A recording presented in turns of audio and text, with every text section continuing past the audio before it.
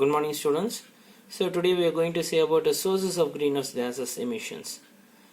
Okay, last class நீங்கள் வந்து பார்த்தீங்கன்னா greenhouse effect and global warming பார்த்தீங்க. ஸோ அதோட ஹியூமன் ஆக்டிவிட்டீஸ் மூலமாக பார்த்தீங்கன்னா எப்படி வந்து ப்ரொடியூஸ் ஆகுது greenhouse effect, அதனால் என்னென்ன பாதிப்பு ஏற்படுதுன்னு பார்த்தீங்க. ஸோ அதோட எஃபெக்ட்ஸ் ஆஃப் global warming பார்த்தீங்க. எதனால் வந்து பார்த்தீங்கன்னா உங்களுக்கு ரைசஸ் இன் global warming, உங்களுக்கு வந்து போலர் ஐஸ் கேப்ஸ் மெல்ட்டிங் ஆகிறது, டிராஸ்டிக் கிளைமேட்டிக் சேஞ்சஸ் நடக்குது, அதனால் ஃப்ளட்ஸ், ட்ராட் அது மாதிரி நடக்கிறதுலாம் பார்த்தீங்க. ஸோ இன்னும் க்ரீன் ஹவுஸ் கேஸஸ் பார்த்தீங்கன்னா எதன் மூலம் தான் உங்களுக்கு வந்து பார்த்தீங்கன்னா இந்த பாதிப்பு ஏற்படுது அப்படின்னு சொல்லும்போது உங்களுக்கு நேச்சுரல் அண்ட் ஆந்த்ரோபோஜெனின்னு கொடுத்துருக்காங்க. இயற்கை மூலம் மனிதன் மூலமாக தான், மனித இனம் மூலம் தான் வந்து பார்த்தீங்கன்னா உங்களுக்கு இந்த பாதிப்பு ஏற்படுதுன்னு சொல்கிறாங்க. அதான் ஆந்த்ரோபோஜெனிக் கொடுத்துருப்பாங்க. ஓகே, ஸோ என்னென்ன க்ரீன் ஹவுஸ் கேஸஸ் எமிஷன் சொல்லும்போது பார்த்தீங்கன்னா ஃபர்ஸ்ட் முக்கியமானது carbon di oxide, second one methane, and third one nitrous oxide. These are the three important gases, greenhouse gases, which makes effects on environment. Okay, so first one the carbon dioxide gases paranga, coal based power plants by the burning of fossil fuels for electricity generations. Okay, அதாவது நிலக்கரியை சார்ந்து, அதாவது கோல் பேஸ்ன்னு கொடுத்துருக்காங்க, நிலக்கரியை சார்ந்துள்ள மின் உற்பத்தி பயன்படுத்துகிறாங்க. ஸோ நிலக்கரி வந்து பார்த்தீங்கன்னா எதுக்குன்னா உங்களுக்கு மோஸ்ட்லி மின் உற்பத்தி நிலையங்களில் பயன்படுத்துவாங்க. அது இது எப்படி பயன்படுத்துவாங்கன்னா burning of what means fossil fuels. So fossil ஃபியூல்ஸ்னான்னு சொல்லும்போது பார்த்தீங்கன்னா உங்களுக்கு கோலோ இல்லை பெட்ரோலியமோ இல்லை க்ரூட் ஆயில் ப்ரொடியூஸ் பண்ணுறாங்க, இல்லை நேச்சுரல் கேஸ், இதெல்லாம் வந்து என்ன சொல்லலாம் ஃபாசில் ஃபியூல்ஸ்னு சொல்லலாம். ஸோ இது எப்படின்னு சொல்லும்போது பார்த்தீங்கன்னா உங்களுக்கு how they are obtained, எப்படி sir, because they are formed by buried of remains plants and animals. So பிளான்ஸோ இல்லை அனிமல்ஸோ பார்த்தீங்கன்னா உங்களுக்கு மக்கி அது என்ன ஆகுனா உங்களுக்கு மில்லியன்ஸ் ஆஃப் இயர்ஸ் அப்படியே இருந்துச்சுன்னா, ஓகே, உங்களுக்கு அதெல்லாம் வந்து டீகம்போசிஷன் நடந்து மில்லியன்ஸ் ஆஃப் இயர்ஸ் அப்படியே இருந்துச்சுன்னா உங்களுக்கு வந்து அது ஃபாசில் ஃபியூலாக மாறிடும். ஸோ அதுலேருந்து உங்களுக்கு என்ன உற்பத்தி பண்ணுறாங்கன்னா உங்களுக்கு அதில் இன்னொரு முக்கியமான விஷயம், இந்த ஃபாசில் ஃபியூல் வந்து பார்த்தீங்கன்னா அதிகமான கார்பன் கான்டென்ட் அதிகமாக இருக்கும். ஓகே, ஸோ இது மாதிரி உங்களுக்கு dead remains of plants and animals which leave for many years, millions of years, which becomes what fossil fuels. So அதுலேருந்து உங்களுக்கு வந்து என்ன உற்பத்தி பண்ணுறாங்களோ எலக்ட்ரிசிட்டி உற்பத்தி பண்ணுறாங்க. அது மட்டும் இல்லாமல் கோலோ இல்லை பெட்ரோலியமோ க்ரூட் ஆயில் நேச்சுரல் கேஸஸ்லாம் உற்பத்தி பண்ணுறாங்க. ஓகே, ஸோ உங்களுக்கு இது ஒரு எஃபெக்ட்னு சொல்லியிருக்காங்க. ஸோ கம்பஷன் ஆஃப் ஃபியூல்ஸ் இந்த engines of automobiles, commercial vehicles and airplanes contributes the most of global warming.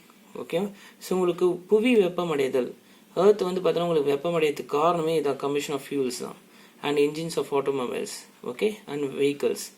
அது மட்டும் இல்லாமல் agriculture practices like stubble burning result in emission of carbon dioxide. So வேளாண்மையில் வந்து என்ன பண்ணுறாங்கன்னா அறுவடை செஞ்ச பிறகு வந்து பார்த்தீங்கன்னா மீதமுள்ள அந்த பயிர்கள் என்ன பண்ணுறாங்கன்னா உங்களுக்கு ஸ்டபிள் பர்னிங் பண்ணுறாங்க. மீதமுள்ள பயிர்களை வந்து பார்த்தீங்கன்னா உங்களுக்கு எரிக்கும் பொழுது அதுலேருந்து உங்களுக்கு அதிகமாக என்ன வெளியிடப்படுதுன்னா உங்களுக்கு கார்பன் டை ஆக்சைடு வெளியிடப்படுது. Emission of what, carbon dioxide, which leads to what, global warming. Okay, natural from organic matter, volcanoes, warm oceans and sediments. அது மட்டும் இல்லாமல் உங்களுக்கு வந்து எதன் மூலம் வந்து பார்த்தீங்கன்னா இந்த கார்பன் டை ஆக்சைடு எமிஷன்ஸ் அதிகமாக இருக்குன்னா கரிம பொருட்கள் சொல்லியிருக்காங்க. ஸோ உங்களுக்கு வல்கனோஸ்ன்னு கொடுத்துருக்காங்க, எரிமலைகளோ இல்லை வந்து பார்த்தீங்கன்னா இதன் மூலம் பார்த்தீங்கன்னா வார்ம் ஓஷன்ஸ்னு கொடுத்துருக்காங்க. ஓகே, ஸோ வெப்பக்கடல்கள்னு சொல்லுவாங்க. அப்புறம் செடிமெண்டன்ஸ், வீழ்படிவங்கள், இதன் மூலம்லாம் வந்து பார்த்தீங்கன்னா உங்களுக்கு இயற்கையாக உருவாகிறது மூலமும் உங்களுக்கு வந்து இப்போ கார்பன் டை ஆக்சைடு அதிகமாக வந்து எமிஷன்ஸ் ஆகும் கொடுத்துருக்காங்க. ஸோ கார்பன் டை ஆக்சைடு பற்றி உங்களுக்கு ஃபுல் டீட்டெயில்ஸ் கொடுத்துட்டேன். அடுத்தது மீத்தேன் கொடுத்துருக்காங்க. Methane is 20 times as effective as carbon dioxide. So methane சொல்லும்போது பார்த்தீங்கன்னா எப்படி சார் இந்த மீத்தேன் எப்படி சார் ப்ரொடியூஸ் ஆகுதுன்னா by anaerobic breakdown of bacteria, anaerobic bacterial decomposition நடக்கிறதா. ஓகே, ஸோ எப்படின்னு சொல்லும்போது பார்த்தீங்கன்னா வெஜிடபிள் மேட்டர்னு சொல்லும்போது பார்த்தீங்கன்னா ஸ்ட்ராவோ இல்லை பார்க்கோ இல்லை மரப்பட்டைகளோ எல்லாம் வந்து பார்த்தீங்கன்னா மண்ணில் விழுந்து உங்களுக்கு டீகாம்போசிஷன், பேக்டீரியல் டீகாம்போசிஷன் நடக்கும். anaerobic bacterial decomposition நடந்து உங்களுக்கு வந்து பார்த்தீங்கன்னா it is kept under water, மண்ணில் இருக்கிற வாட்டரில் வந்து சேர்ந்து உங்களுக்கு அது வந்து மீத்தேன் கேஸாக ஃபார்ம் ஆகும். ஓகே, நீங்கள் கவு டங் மூலம் மீத்தேன் கேஸ் ப்ரொடியூஸ் பண்ணிருப்பீங்க பார்த்துருப்பீங்க. அதேமாரி இங்கே வந்து anaerobic breakdown of bacterial decomposition of vegetable மேட்டர்னு கொடுத்துருக்காங்க. ஸோ பார்ட்டிகல்ஸ் வந்து பார்த்தீங்கன்னா டீகம்போஸ் நடந்திருக்கும். அப்படி தான் வந்து உங்களுக்கு மீத்தேன் ப்ரொடியூஸ் ஆகும். Okay, so methane is 20 times as effective as carbon dioxide. Okay, of trapping more heat in the atmosphere. அதிகமாக உங்களுக்கு ஹீட் அட்மாஸ்பியர் வந்து பார்த்தீங்கன்னா ட்ராப் பண்ணுன்னு சொல்லியிருக்காங்க. எதுனா மீத்தேன். ஸோ மீத்தேன்லாம் எப்படி உருவாகுதுன்னு சொல்கிறேன் பாருங்கள். It source are attributed by paddy cultivations. Okay, அதாவது பார்த்தீங்கன்னா உங்களுக்கு நெல் பயிரிடல் மூலமாக இல்லை கால்நடை வளர்ப்பு மூலம் கேட்டில் ரியரிங் கொடுத்துருக்காங்க. பாக்டீரியா இன் வாட்டர் பாடிஸ்ன்னு கொடுத்துருக்காங்க. ஓகே, பாக்டீரியல் அதாவது மற்றும் தொழிற் படிவம், எரிபொருட்கள் உற்பத்தி மற்றும் கடல் ஈரத்தன்மையற்ற, அதாவது கடல் மற்றும் ஈரத்தன்மையற்ற நிலம் சொல்லியிருக்காங்க. நாட் வெட்லேண்ட் சாயில்ஸ் கொடுத்துருக்காங்க. ஓகே, ஸோ ஃபாசில் ஃபியூல் ப்ரொடக்ஷன்ஸோ இல்லை ஓஷன்ஸோ, நாட் வெட்லேண்ட் சாயில்ஸோ and forest and wild fires. Okay, இதன் மூலம் காட்டு தீ மூலமாகவும் சொல்கிறாங்க. இதன் மூலம்லாம் வந்து பார்த்தீங்கன்னா உங்களுக்கு மீத்தேன் உருவாகுதுன்னு சொல்கிறாங்க. எதோட சோர்ஸ்லாம் உங்களுக்கு சொல்லிட்டாங்க. Okay, so methane is 20 times as effective as carbon dioxide at trapping more heat in the atmosphere. பார்த்தீங்கன்னா உங்களுக்கு வளிமண்டலத்தில் வெப்பத்தை அதிகமாக உங்களுக்கு சேகரிக்கும்னு சொல்லியிருக்காங்க. எதன் மூலம்னா கூட்டுன்னு சொல்கிறாங்க. எப்படின்னா மீத்தேன் மூலமாக. அண்ட் அடுத்தது வந்து nitrous oxide.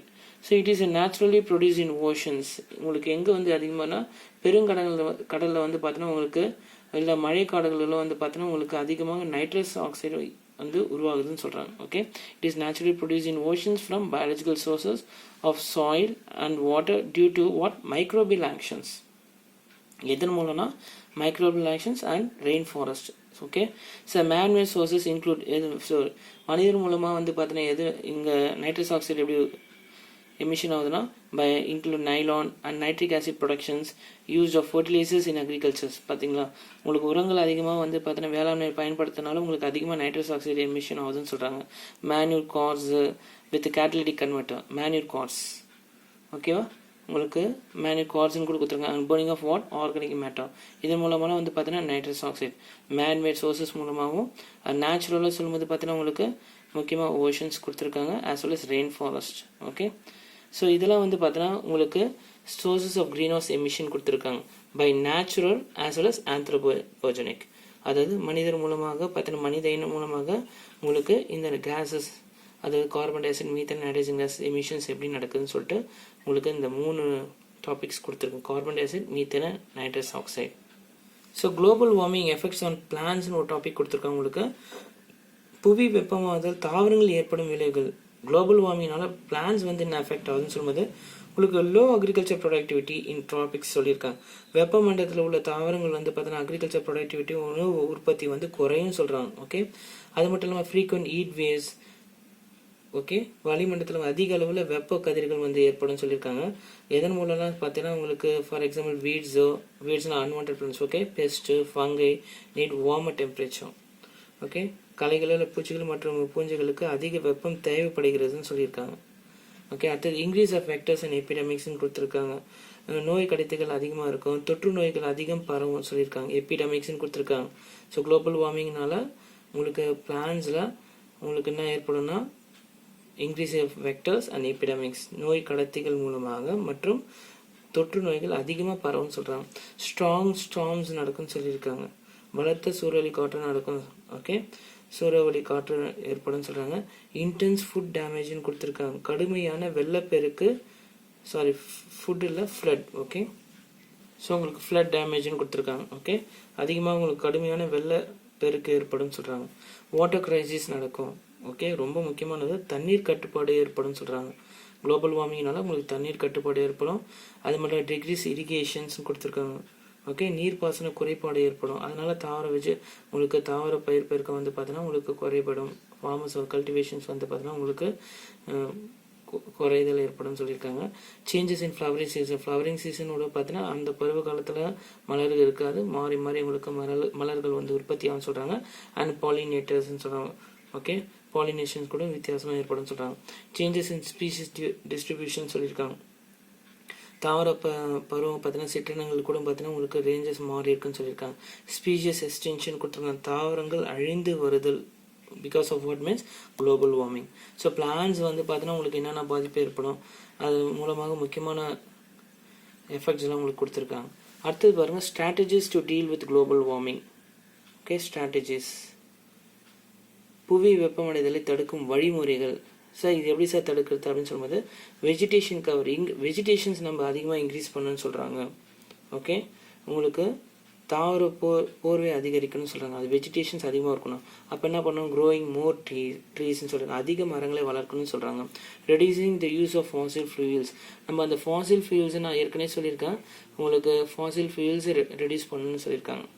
Okay, reduce the use of fossil fuels and green house gases carbon dioxide உங்களுக்கு வந்து பார்த்தீங்கன்னா உங்களுக்கு குளோரோஃப்ளோரோ கார்பன் இந்த மிஷின்ஸ்லாம் யூஸ் பண்ணுறோம் ரெஃப்ரிஜிரேட்டர்ஸ் பார்த்தீங்கன்னா எல்லாம் உங்களுக்கு அது மாதிரி யூஸ் பண்ணுறதுனால குளோரோஃப்ளோரோ கார்பன் உங்களுக்கு மீத்தேன் உற்பத்தி பண்ணுறோம் இதெல்லாம் வந்து பார்த்தீங்கன்னா ரெடியூஸ் பண்ணணும் க்ரீன் ஹவுஸ் கேஸஸில் ரெடியூஸ் பண்ணணும் and developing alternative renewable sources of energy sir என்ன sir developing alternative renewable sources அப்போ நம்ம க்ரீன் ஹவுஸ் கேஸஸ் ரெடியூஸ் பண்ணணும் கேஸஸ் வந்து பார்த்தீங்கன்னா ரெடியூஸ் பண்ண சொல்கிறீங்க ஃபாசில் ஃபியூல்ஸ் ரெடியூஸ் பண்ண சொல்கிறீங்க ஃபாசில் ஃபியூல்ஸ்லாம் ரெடியூஸ் பண்ணால் எப்படி சார் வந்து பார்த்தீங்கன்னா நம்மளுக்கு கோல் கிடைக்கும் பெட்ரோலியோ இல்லை நேச்சுரல் கேஸ்லாம் எப்படி கிடைக்கும்னா for example alternate renewable sources of energy நம்ம ப்ரொடியூஸ் பண்ணலாம் சோலார் எனர்ஜி இல்லை wind energy hydro power biomass energy okay so methane பதிலாக நம்ம பயோமாஸ் எனர்ஜி கூட ப்ரொடியூஸ் பண்ணலாம் இதுதான் alternate renewable sources of energy to reduce what okay எது கட்டுப்படுத்துறதுக்கு எது தடுக்கிறதுக்கு குளோபல் வார்மிங்கை தடுக்கிறதுக்காக ஒரு வழிமுறைகள் சொல்கிறாங்க